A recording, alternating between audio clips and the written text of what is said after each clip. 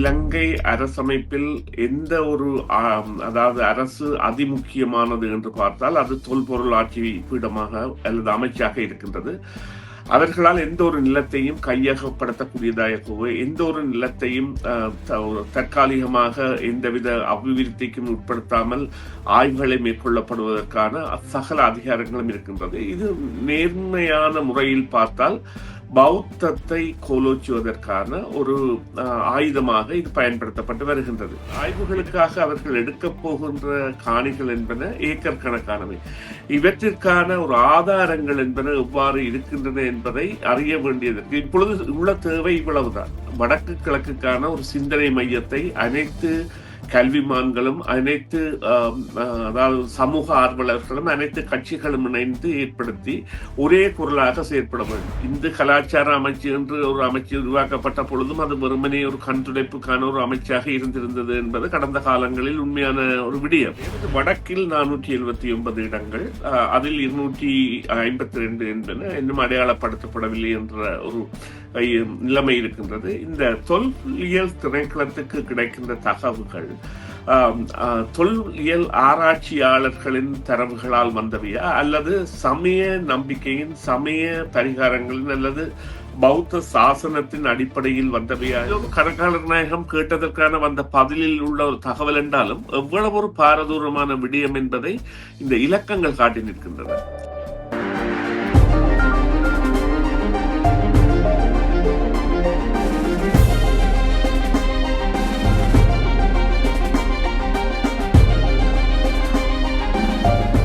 வணக்கம் நேயர்களே, உங்கள் அனைவரையும் மீண்டும் செய்தியின் பின்னணி நிகழ்ச்சியில் சந்திப்பதில் மிக்க மகிழ்ச்சி அடைகின்றோம்.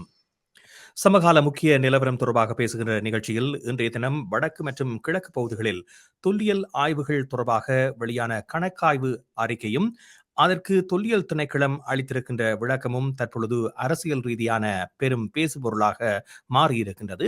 இது குறித்த தகவல்களைத்தான் இன்றைய நிகழ்ச்சியில் நாங்கள் பெற்றுத்தர இருக்கின்றோம். குறிப்பாக இந்த விடயம் என்பது சமூகத்தில் ஏற்படக்கூடிய தாக்கம் என்னவாக இருக்கும் என்பது பற்றி இன்றைய நிகழ்ச்சியில் பேச இருக்கின்றோம். 2026-28 காலப்பகுதியில் விரிவான தொல்வியல் ஆய்வுகள் மேற்கொள்ளப்படும் என்றும் அதற்காக வடக்கு கிழக்கை இலக்கு வைத்து 5 ஆண்டுகால மேம்பாட்டு திட்டம் ஒன்றை செயல்படுத்துவதற்கான நடவடிக்கைகள் மேற்கொள்ளப்படுவதாகவும் அறிவிக்கப்பட்டிருக்கின்றது. இது தொடர்பான தகவல்களை பகிர்ந்து கொள்வதற்காக இப்பொழுது அரசியல் ஆய்வாளர் சுரேஷ் தர்மா அவர்களை சந்திக்க இருக்கின்றோம். வணக்கம் சுரேஷ். வணக்கம் ராம். வணக்கம் நேயர்களே. ஆமாம், இது ஒரு முக்கியமான விடயமாக பார்க்கப்படுகிறது. ஏற்கனவே தொல்லியல் ஆய்வுகள் நடைபெறுகின்ற பொழுது நில அபகரிப்பு தொடர்பான பல குற்றச்சாட்டுகள் முன்வைக்கப்பட்டிருக்கின்றன. தமிழர்களுக்கு நீதியான தீர்வுகள் வழங்கப்படவில்லை என்ற விடயங்களும் இலங்கையினுடைய அரசியலில் இருக்கின்றது. இந்த சூழலில் இப்பொழுது இந்த விடயம் என்பது இலங்கை அரசாங்கத்தினால் அறிவிக்கப்பட்டிருப்பதை நீங்கள் எப்படி பார்க்கின்றீர்கள்? இது ஒற்றுமைக்கான இலங்கையினுடைய பயணத்தில் எவ்வாறான தாக்கங்களை ஏற்படுத்தும் என்று நீங்கள் கருதுகிறீர்கள்? நிச்சயமாக இந்த விவகாரம் என்பது தற்பொழுது கவனத்திற்கு வந்துள்ளதற்கு காரணம் இந்த 2024ஆம் ஆண்டு முடிவிற்கான கணக்காளர் அறிக்கையில் டிசம்பர் 31, 2024 முடிவிற்கான கணக்காளர் அறிக்கையில் அவர்கள் சமர்ப்பித்திருந்த தொல்பொருள் ஆய்வு திணைக்களம் என்பது இன்று இலங்கை அரசமைப்பில் எந்த ஒரு அதாவது அரசு அதிமுக்கியமானது என்று பார்த்தால் அது தொல்பொருள் ஆட்சி பீடமாக அல்லது அமைச்சாக இருக்கின்றது. அவர்களால் எந்த ஒரு நிலத்தையும் கையகப்படுத்தக்கூடியதாகவோ எந்த ஒரு நிலத்தையும் தற்காலிகமாக எந்தவித அபிவிருத்திக்கும் உட்படுத்தாமல் ஆய்வுகளை மேற்கொள்ளப்படுவதற்கான சகல அதிகாரங்களும் இருக்கின்றது. இது நேர்மையான முறையில் பார்த்தால் பௌத்தத்தை கோலோச்சுவதற்கான ஒரு ஆயுதமாக இது பயன்படுத்தப்பட்டு வருகின்றது. எனவே இவர்கள் குறித்த விவரணத்தை அவர்கள் அந்த தங்களுடைய அறிக்கையின் ஒரு பக்கமாக ஒரு விளக்கத்தை கேட்டிருந்தார்கள். கணக்காளர் நாயகம் திணைக்களம் ஒரு விளக்கத்தை கேட்டிருந்தது தொல்பொருள் திணைக்களத்தில் இருந்து. அதற்கு தற்பொழுது அவர்கள் பதில் அளித்திருக்கின்றார்கள். இந்த பதில் மிகவும் ஒரு அதாவது கவனத்திற்கு உரிய ஒரு விடயமாக இதனை பார்க்க வேண்டிய தேவையை ஏற்படுத்தி இருக்கின்றது. இதற்குரிய காரணம் என்னவென்று சொன்னால், இந்த 2026 2028 வரையான பிரதேசத்தில் இந்த வடக்கு கிழக்கில் மேற்கொள்ளப்பட இருக்கின்ற விரிவான ஆய்வுகள் கம்ப்ரஹென்சிவ் எக்ஸ்ப்ளோரேஷன், கம்ப்ரஹென்சிவ் என்றதை அவர்கள் எவ்வாறு சொல்வார்கள் என்றால், அதாவது வந்து சகல முறைகளையும் ஆராய்தல். இது சான்றுகள் மாத்திரமல்ல, குடிகள் இருந்ததாக பல விடயங்களை உள்ளடக்கியதாக ஒரு முழுமையான ஆய்வு. அதைத்தான் சொல்ல வேண்டும். முழுமையான ஆய்வை மேற்கொள்வதற்காக அவர்கள் ஒரு 5, 6 இடங்களை அங்கே குறிப்பிட்டிருக்கிறார்கள். அந்த இடங்கள் என்பன இவ்வளவு காலமும் சில வேளைகளில் பிரச்சனைக்கு உட்பட்ட இடங்களாகவும், பிரச்சனைக்கு உட்படாத இடங்கள் கூட இந்த விவகாரத்தில் அதாவது அகப்படக்கூடிய தன்மை இருக்கிறது. இதற்கான கேசட் அறிவித்தல்கள் என்பனவெல்லாம் ஏற்கனவே வெளியிடப்பட்ட அல்லது அதற்கு வெளியிட தேவையில்லாத ஒரு விடயங்கள் கூட இந்த திணைக்களத்தின் அதிகாரங்களுக்கு உட்படுத்தப்பட்டிருக்கின்றது. இந்த வகையில் வெடுக்குநாறு மலை என்பது அல்லது நெடுங்குளம் மற்றும் அந்த நெடுங்கேணி, இந்த சிவநகர், தோணிக்கல் போன்ற பிரச்சனைகள் மற்றும் அந்த சமணாங்குளம் என்கின்ற தற்பொழுது பிரச்சனையில் உள்ள இடம் எல்லாம் இந்த ஆய்வுகளுக்கு உட்படுத்தப்படுவதுடன் மாதோட்ட துறைமுகம் என்று வரலாற்று ரீதியாக அழைக்கப்படுகின்ற துறைமுகம் கூட இவ்வாறான ஆய்வுகளுக்கு உட்படுத்தப்பட போகின்றது. ஆய்வுகளுக்காக அவர்கள் எடுக்கப் போகின்ற காணிகள் என்பன ஏக்கர் கணக்கானவை.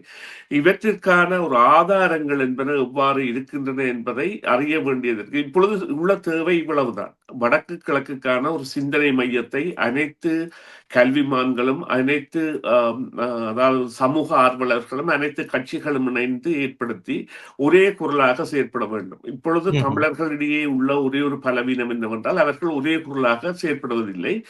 இந்த ஆய்வின் அந்த பெருமதியை நாங்கள், அதாவது கன்னியா, இந்த வெண்ணூர் டு அல்லது அதன் அருகிலுள்ள இந்த பிள்ளையார் கோயில் அல்லது இந்த குடும்பிமலை, மட்டக்களப்பு பக்கத்தில் இப்ப இந்த சித்தாண்டி அல்லது தந்தாமலை, சித்தாண்டி முருகன் ஆலயம் என்ற பல இடங்களிலும் இவ்வாறான கோரிக்கைகள் இருக்கின்றன. இங்கே ஒரு உண்மை மறக்கப்படுகின்றது அல்லது மறைக்கப்படுகின்றது என்னவென்றால், இலங்கையின் ஆதி குடி என்பது தமிழ். அதாவது வந்து சிங்களவர்கள் என்பவர்கள் பிறகு அரசன் விஜயனின் வருகையுடன் வந்தவர்களாகவும், அவர்கள் முதல் பாலி அல்லது வட இந்திய மொழி, அந்த பிராக்கெட் என்கிற ஒரு மொழி அடுக்கு வரிசைகளை பேசுபவர்களாக இருந்து சிங்களம் தோன்றியதே இலங்கையில் தான்.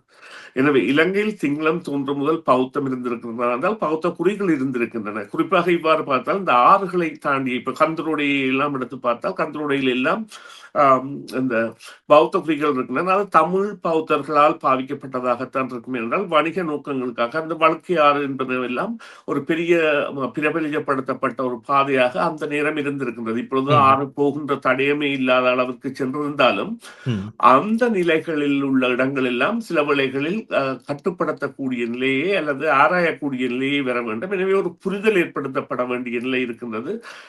தமிழர்கள் கூட பௌத்த தமிழர்கள் கூட இருந்திருக்கின்றார்கள். அவர்களுடைய இல்லங்களாக இது இருந்திருக்கலாம். இல்லாத விடத்து சிங்களவர்கள் இருந்திருந்தால் கூட இப்பொழுது இவ்வாறான ஒரு ஆய்வு சிங்களவர்களை மையப்படுத்தி மேற்கொள்வது போன்று ஏன் தமிழர்களை மையப்படுத்தி மேற்கொள்ளக்கூடாது என்கின்ற, அல்லது முஸ்லிம்களை மையப்படுத்தி மேற்கொள்ளக்கூடாது, அல்லது ஏன் கிறிஸ்தவர்களை மையப்படுத்தி மேற்கொள்ளக்கூடாது என்கின்ற தேவை இருக்கின்றது. இதற்கு ஒரு think tank of northern east Sri Lanka என்கின்ற ஒரு அமையம் இவர்கள் அமைக்காவிட்டால் தமிழர்கள் நிச்சயமாக இந்த விவகாரத்தில் அதாவது வந்து விட்டுக் கொடுத்தவர்கள். இப்பொழுது இந்த தையெட்டி போன்றவை எல்லாம் பிரச்சனைக்குரியவையாக இருந்தாலும் அவற்றின் வரலாறு என்பது ஒரு 100 ஆண்டுகளுக்கு உட்பட்டதாக அவர்கள் உரிமை கோருகின்ற தன்மை என்பது இருக்கின்றது. அல்லது அந்த இடத்தில் அவ்வாறு இல்லாமல் இருந்திருக்கலாம் என்கின்ற தன்மை இருக்கின்றது போன்ற பல வியாக்கியானங்கள் இருக்கின்றன. ஆனால் இதை கடந்து செல்கின்ற, கடந்த நூற்றாண்டுகள் 5ஆம் நூற்றாண்டுகளில் வரை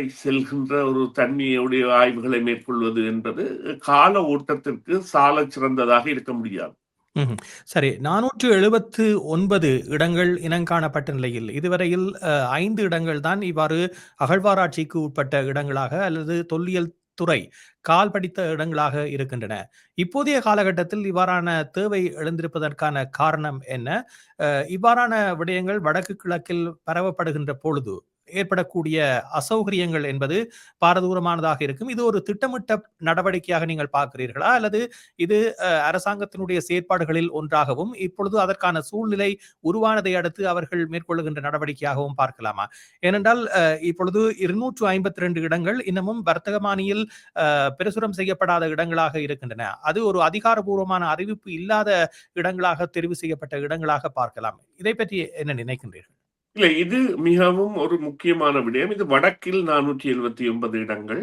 அதில் 252 என்பன இன்னும் அடையாளப்படுத்தப்படவில்லை என்ற ஒரு ஐ நிலைமை இருக்கின்றது. இந்த தொல்லியல் திணைக்களத்துக்கு கிடைக்கின்ற தகவல்கள், ஆம், தொல்லியல் ஆராய்ச்சியாளர்களின் தரவுகளால் வந்தவையா? அல்லது சமய நம்பிக்கையின், சமய பரிகாரங்களின் அல்லது பௌத்த சாசனத்தின் அடிப்படையில் வந்தவையா என்கின்ற கேள்விகள், அல்லது நம்பிக்கையில் அல்லது அவர்களால் இவ்வாறான குறியீடுகள் மேற்கொண்டு இப்பொழுது கூறுங்கள், ஒரு கதைக்கு அவர்கள் வடக்கில் இருந்து தெற்கு நோக்கி இயங்கி பயணம் செய்கின்ற பொழுது தங்குமிடங்களை கூட சில வேளைகளில் அவர்கள் தங்கி சமைத்து சாப்பிட்டு உணவருந்தி செல்கின்ற இடங்களை கூட சில குறிப்புகளில் அவர்கள் குறித்து வைத்திருந்திருக்கலாம்.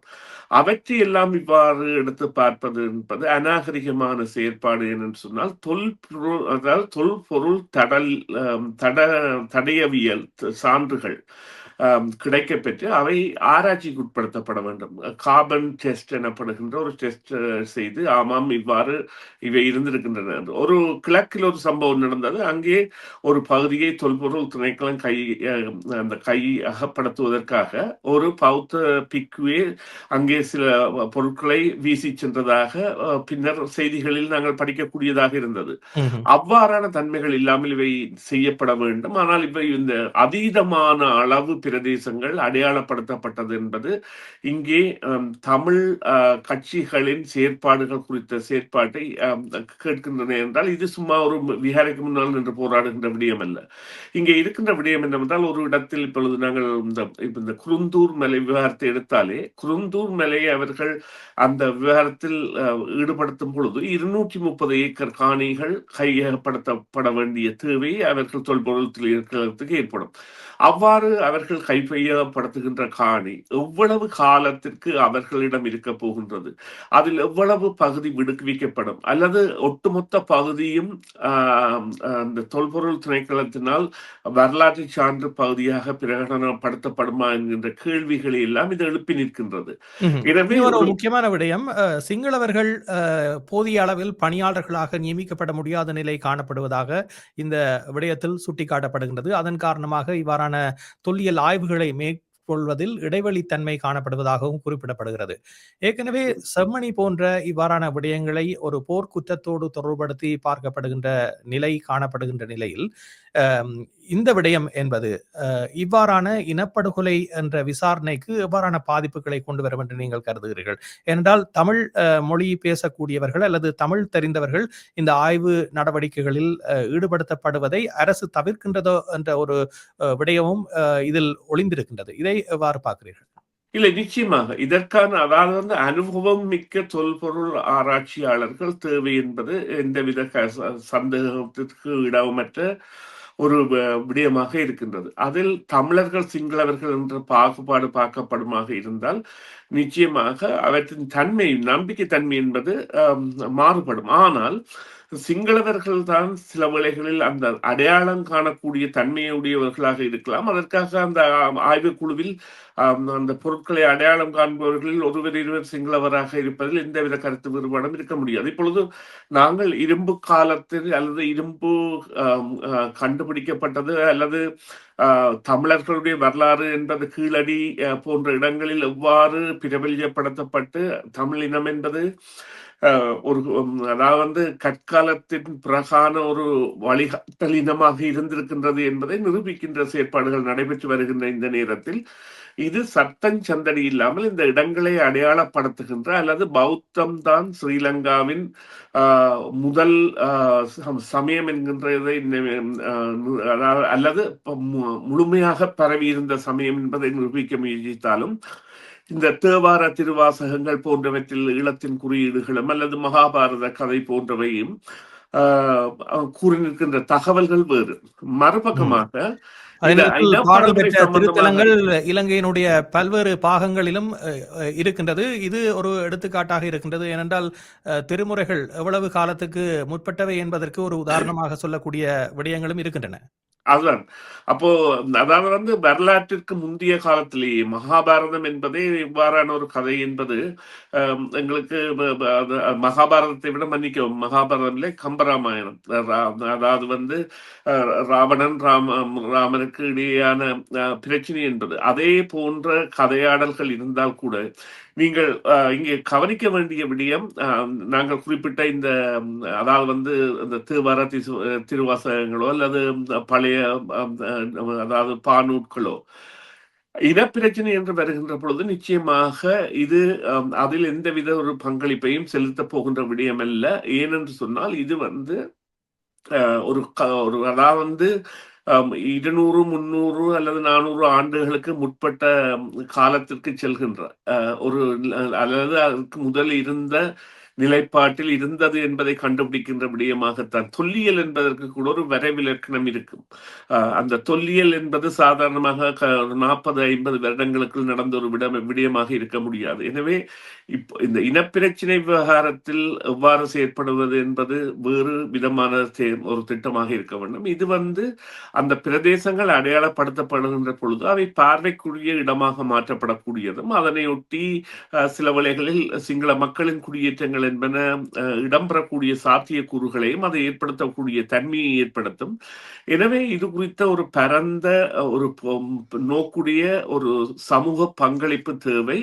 இதில் அவர்கள் அதாவது வந்து அவர்கள் தர்க்கீக நிலையில் வருகின்ற பொழுது இந்து கலாச்சார அமைச்சு என்று ஒரு அமைச்சு உருவாக்கப்பட்ட பொழுதும் அது வெறுமனே ஒரு கண்துடைப்புக்கான ஒரு அமைச்சாக இருந்திருந்தது என்பது கடந்த காலங்களில் உண்மையான ஒரு விடயம். எனவே அவ்வாறான வரலாறுகள் மற்றும் அதாவது பொருளியல் தகவல்கள் என்பன தமிழ் பகுதிகளில் உள்ள பல்கலைக்கழகங்களில் பொதிந்து கிடக்கின்றன. இதற்கு யாழ்ப்பாண பல்கலைக்கழகமோ அல்லது வடக்கு பல்கலைக்கழகம் என்ற ஒட்டுமொத்தமாக எடுப்போம் கிழக்கு பல்கலைக்கழகங்களோ இதற்கு துணையாக இருக்கின்றன. எனவே அவைகள் கூட இந்த விவகாரத்தில் செயற்பட வேண்டிய தேவையை இது ஏற்படுத்தி இருக்கின்றது. இது ஒரு கணக்காளர் நாயகம் கேட்டதற்கான வந்த பதிலில் உள்ள ஒரு தகவல் என்றாலும் எவ்வளவு ஒரு பாரதூரமான விடயம் என்பதை இந்த இலக்கங்கள் காட்டி நிற்கின்றன.